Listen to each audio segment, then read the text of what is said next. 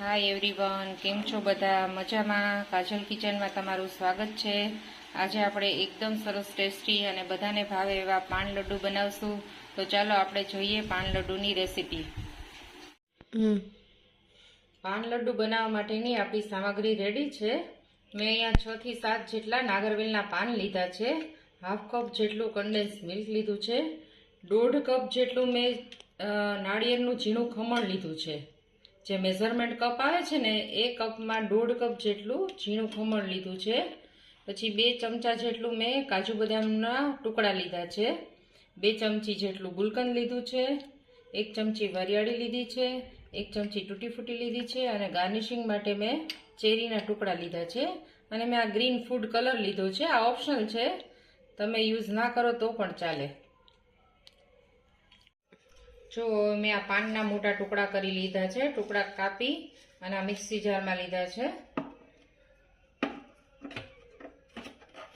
હવે આપણે આ જે કન્ડેન્સ મિલ્ક છે એ આમાં એડ કરીને આની પેસ્ટ બનાવી લેશું.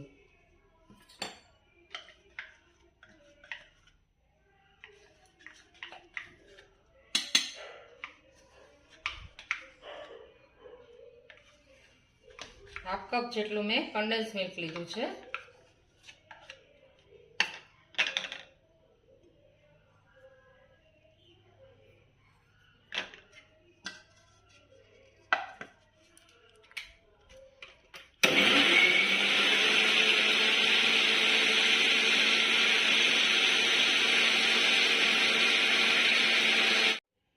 જો હવે આપણી આ ફાઇન પેસ્ટ તૈયાર થઈ ગઈ છે કન્ડેન્સ મિલ્ક અને પાનની.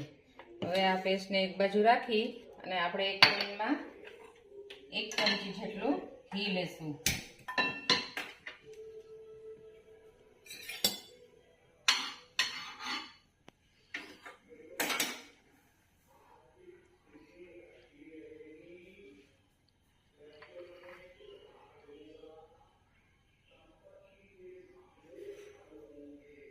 ઘી ગરમ થઈ ગયું છે. હવે આપણે જે આ નાળિયેરનું છીણ છે એને ધીમા તાપે શેકી લેશું.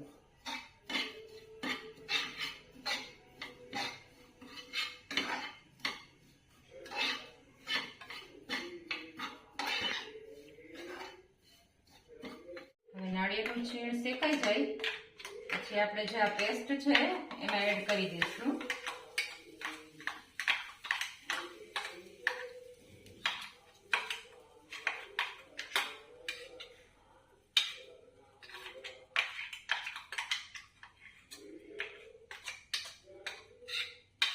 હવે આપણે એને સારી રીતે મિક્સ કરી લઈશું અને ગેસની ફ્લેમ સાવ બંધ કરી દઈશું. હવે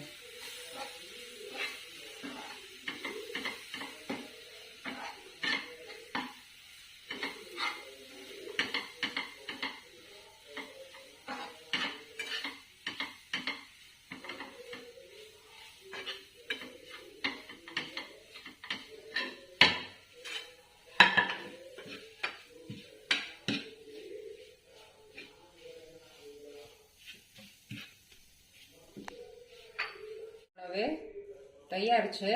આપણે એને હજી સારી રીતે મિક્સ કરી લેશું. હવે આપણે થોડોક એમાં ફૂડ ગ્રીન કલર નાખશું. આ બિલકુલ ઓપ્શનલ છે, તમે સ્કીપ કરી શકો છો. હવે કલર નાખી અને આપણે સારી રીતે એને મિક્સ કરી લેશું.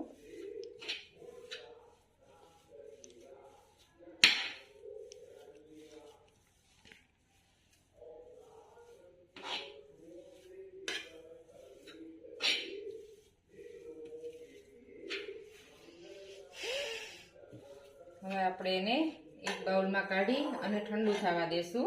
ત્યાં સુધીમાં આપણે પાન લડ્ડુ માટેનું સ્ટફિંગ તૈયાર કરી લેશું. હવે આપણે આને ઠંડુ થવા દેશું.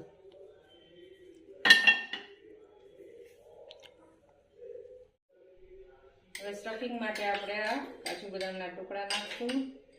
પછી આ તૂટી ફૂટી 2 ચમચી નાખી દઈશું. પછી 1 ચમચી વરિયાળી છે એડ કરશું. પછી આ ગુલકંદ છે 2 ચમચી જેટલું એડ કરી દઈશું અને આ હાથેથી મિક્સ કરી લઈશું.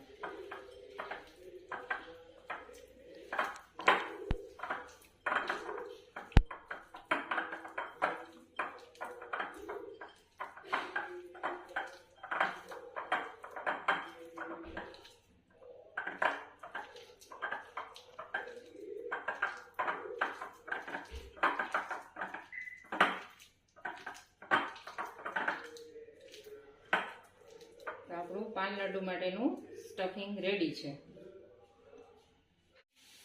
હવે આપણે આ ગ્રીન કલરના મિશ્રણમાંથી આવી રીતે લાડુ વાળશું અને આવી રીતે આમ થેપલી જેવું બનાવશું.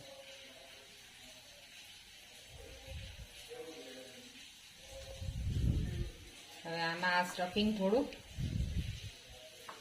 આવી રીતે ભરી દઈશું અને આમ વાળી દઈશું.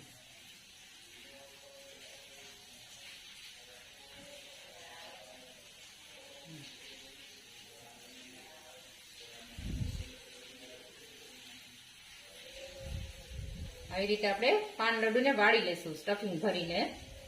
પછી આપણે જે આ ઝીણું ખમણ છે નાળિયેરનું એમાં આ રીતે આમ કોટ કરી દઈશું લડ્ડુને. જુઓ,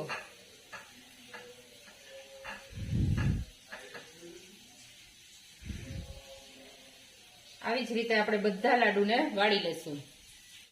તો જુઓ, આપણા પાન લડ્ડુ વળાઈને તૈયાર થઈ ગયા છે અને જે આપણે ચેરીના ટુકડા લીધા હતા એનાથી મેં અહીંયા પાન લડ્ડુને ગાર્નિશ કરી દીધા છે.